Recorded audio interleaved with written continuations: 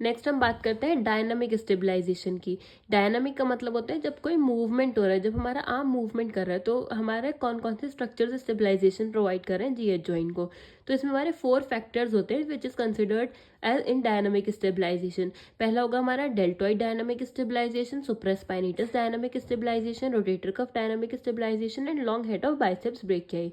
सबसे पहले हम डेल्टॉइड डायनामिक स्टेबलाइजेशन की बात करें तो डेल्टॉइड जो होता है it is considered as a prime mover of GH joint and does both the elevation of flexion and abduction. जो हमारी डेल्टॉइड मसल है वो हमारी दो आर्म एलिवेशन में बहुत ही प्राइम मूवर होती है। क्यों होती है? क्योंकि वो हमारे फ्लेक्शन और एबडक्शन दोनों मूवमेंट कराती है। डेल्टॉइड जो है वो हमारी लार्ज बल्की मसल है। इसकी हम अगर एक्शन लाइन की बात करें डेल्टॉइड की, तो हम 3 सेगमेंट्स में इसको डिवाइड करेंगे with acting together coincides with the fibres of middle deltoid.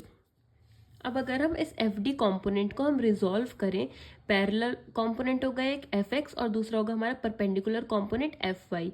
तो इसमें हमारा जो एफ एक्स है वो हमारा ज़्यादा ग्रेटर होगा देन एफ वाई, तो वो हमारे ऊपर की तरफ पुल करेगा ह्यूमरस को। तो ये हमारा सुपीरियर ट्रांसलेशन प्रोवाइड करेगा ह्यूमरस को, ना कि इन्फीरियर ट्रांसलेशन। नेक्स्ट हम बात करते हैं rotator cuff and GH stabilization. तो हमारे जो रोटेटर कफ में हमारी हम सिर्फ 3 मसल्स को ही कंसिडर करेंगे as action line of muscles, infraspinatus, teres minor और सबस्कैपुलर। सुप्रास्पाइनेटस को हम अलग से डिस्कस करेंगे। जो इसके अगर हम pull impose by 3 muscles which is resolve into, अगर हम इसको एफ एक्स और एफ वाई कॉम्पोनेंट, हम परपेंडिकुलर कॉम्पोनेंट एफ वाई और पैरेलल कंपोनेंट एफ एक्स में इसको हम रिजॉल्व कर दें, तो हम ये देखेंगे कि एफ वाई कॉम्पोनेंट जो है वो हमारा ज़्यादा बड़ा है एफ एक्स कॉम्पोनेंट से।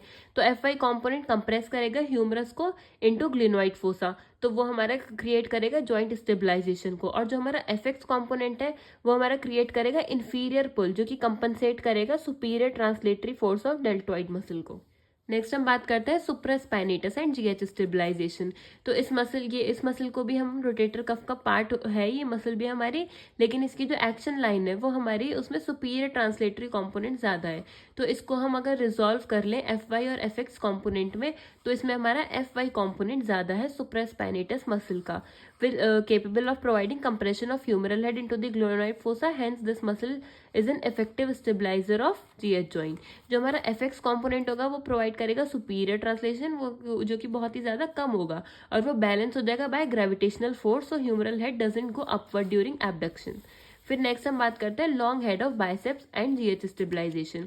ये मसल जो होती है वो रन करती है superiorly from the anterior shaft of humerus through the bicipital groove between greater and lesser tubercle, और अटैच करती है हमारे सुपीरियर लैब्रम को।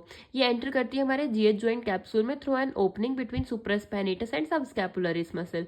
जो लॉन्ग हेड ऑफ बाइसेप्स है इसको because of its position superior capsule and connections with the rotator cuff structure, इसको भी हम कंसिडर करते हैं to be a part of reinforcing cuff of GH joint. तो hence it appears to contribute to the GH and by reducing vertical, that is superior and inferior and anterior translation.